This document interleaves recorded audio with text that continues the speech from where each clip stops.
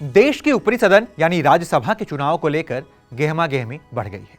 इस बार 57 सीटों को भरा जाना है और अभी तक 41 उम्मीदवार निर्विरोध चुनाव जीत चुके हैं। यानी अब केवल 16 सीटें बची हैं और इन पर चुनाव होना है और इसके लिए कल वोटिंग होनी है और कल देर शाम तक इसके परिणाम भी आ सकते हैं। तो चलिए इस वीडियो में हम आपको बता देते हैं कि इस बार राज्यसभा चुनाव में खास क्या है, कहां कहां रोमांचक मुकाबला होने वाला है और 4 राज्य जहां चुनाव हो रहे हैं उनमें महाराष्ट्र, राजस्थान, हरियाणा और कर्नाटक शामिल है। ऐसे में सभी पार्टियां क्रॉस वोटिंग के डर से अपने अपने विधायकों को एकजुट करने में जुटी हुई हैं। वहीं अंदर ही अंदर जोड़ तोड़ वाली भी राजनीति शुरू हो गई है। तो चलिए सबसे पहले बात करते हैं हम राजस्थान की। राजस्थान में यहां पर 4 सीटों के लिए कल मतदान होना है और इसके लिए मैदान में 5 लोग हैं। सीटें 4 और उम्मीदवार 5। कांग्रेस से 3 उम्मीदवार मुकुल वासनिक, रणदीप सुरजेवाला और प्रमोद तिवारी मैदान में हैं। वहीं दूसरी ओर निर्दलीय उम्मीदवार सुभाष चंद्रा भी मैदान में हैं, जिन्हें भाजपा का समर्थन भी मिला है। वहीं बीजेपी ने केवल एक प्रत्याशी को मैदान में उतारा है, जिनकी जीत तय मानी जा रही है। कांग्रेस के पास खुद के 108 विधायक हैं।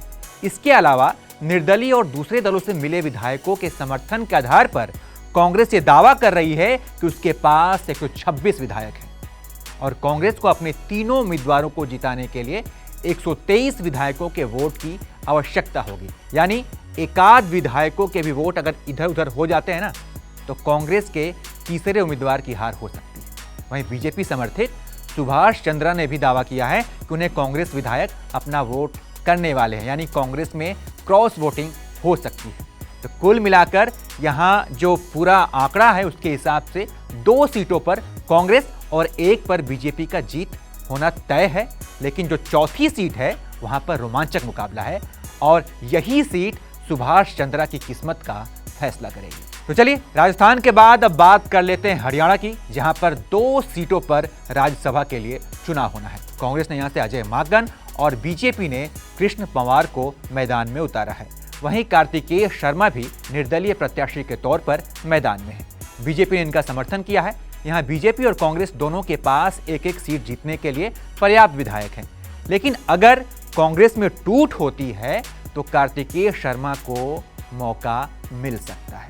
तो यहाँ देखने वाली बात यही होगी। और अब बात कर्नाटक की कर लेते हैं। यहाँ पर 4 सीटों पर राज्यसभा के चुनाव होने हैं।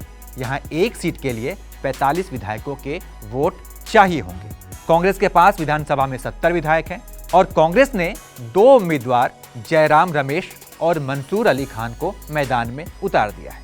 ऐसे में कांग्रेस के एक सीट जीतना तो तय है, तो वहीं दूसरी सीट के लिए उसे 20 और वोट चाहिए होंगे। बीजेपी के पास 121 विधायक हैं। पार्टी ने निर्मला सीतारमण और कन्नड़ फिल्म के अभिनेता जग्गेश और लहर सिंह को उम्मीदवार बनाया है।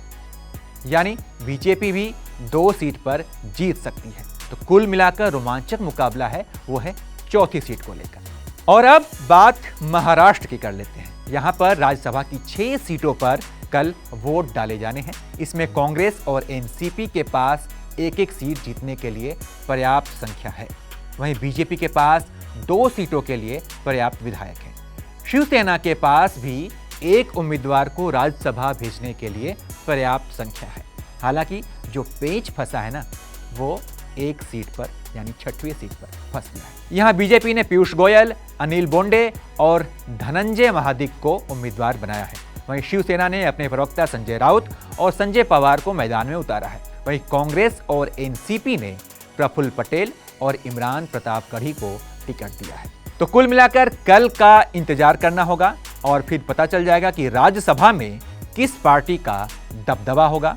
खैर, अगर आपको यह जानना है कि राज्यसभा चुनाव होता कैसे है, इसकी पूरी प्रक्रिया क्या है और ये लोकसभा चुनाव से कितना अलग है, अगर ये जानना है तो हमने इस पर एक डिटेल वीडियो बनाया है, जिसका लिंक भी हमने नीचे डिस्क्रिप्शन में दे दिया है। तो फिलहाल इस वीडियो में इतना ही। बाकी तमाम अपडेट्स के लिए आप बने रहिए एबीपी लाइव के साथ।